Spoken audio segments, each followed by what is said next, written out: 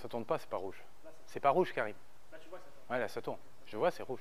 Bienvenue chez Sokal Franchise à Los Angeles. Aujourd'hui, je vais vous donner 5 exemples de voitures américaines, mais qui ne sont pas vraiment. Qui ne n'en sont pas vraiment. Comment tu dirais ça, toi? Qui ne n'en sont pas. Qui ne n'en sont. Ah, c'est dur ça. Attends. Je vais vous donner 5 exemples de voitures américaines qui ne n'en. Oh la vache!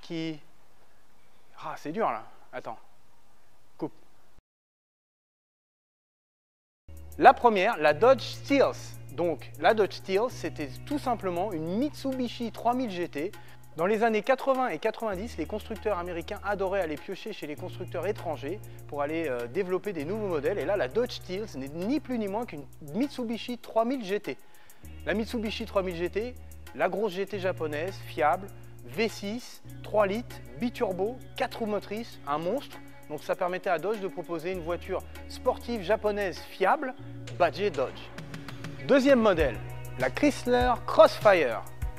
Chrysler Crossfire, non, Mercedes SLK 320. Effectivement, c'est la même voiture, la même plateforme, la même mécanique, c'est tout pareil. La seule différence, c'est que la Crossfire était proposée en 2 châssis, le cabriolet et le coupé, alors que la SLK, elle, n'était disponible qu'en toit rigide escamotable. Ce qui faisait que cette voiture-là était 17 000 $ moins chère quand elle est sortie. Donc ils ont explosé les ventes. La Crossfire s'est vraiment mieux vendue que la SLK. Le mariage Chrysler-Mercedes est allé si loin qu'ils ont même proposé leur version AMG qu'ils appelaient SRT6 avec la version suralimentée du 3,2 litres Mercedes.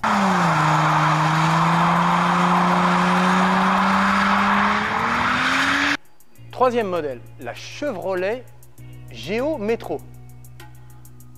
Non, non, non, non. C'est une Suzuki Cultus. Cultus, drôle de nom. Ou Swift. Et oui, c'était une petite citadine japonaise, rebadgée Chevrolet, pour venir concurrencer les Japonais dans leur propre jeu sur le marché américain et proposer une petite voiture fiable, citadine et pas chère. Le prix était très compétitif, mais je dois l'avouer, niveau look, c'était pas vraiment ça. Quatrième modèle, la Jeep Renegade.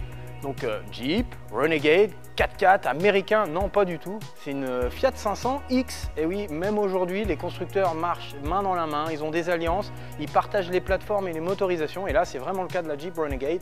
C'est une Fiat 500X avec les moteurs Fiat Multijet. Donc c'est d'actualité encore aujourd'hui. Cinquième modèle, la Chrysler 300C ou Dodge Magnum. Donc là, on a affaire à de l'américain, du muscle, du costaud.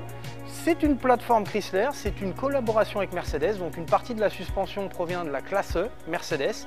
Les mécaniques sont du cru, du big block, du EMI, du costaud. Le seul petit grain de sel Mercedes, c'était pour la mécanique diesel qui est disponible en Europe, donc le 3 litres diesel, qui lui vient de chez Mercedes, donc fiable, économique, parfait pour les routes européennes. Ce n'était que 5 exemples. Bien évidemment, tous les constructeurs s'échangent les plateformes, les motorisations, les composants. Ça coûte bien moins cher d'acheter une plateforme ou d'acheter un composant déjà développé que de le développer. Donc voilà la raison. Et ça permet d'avoir des voitures à la fois plus économiques, plus fiables et d'avoir un échange de bases de données technologiques qui nous permet d'avancer dans le droit chemin dans l'automobile. J'espère que cet épisode vous a intéressé. Merci beaucoup et à très vite pour de nouvelles aventures. Ciao!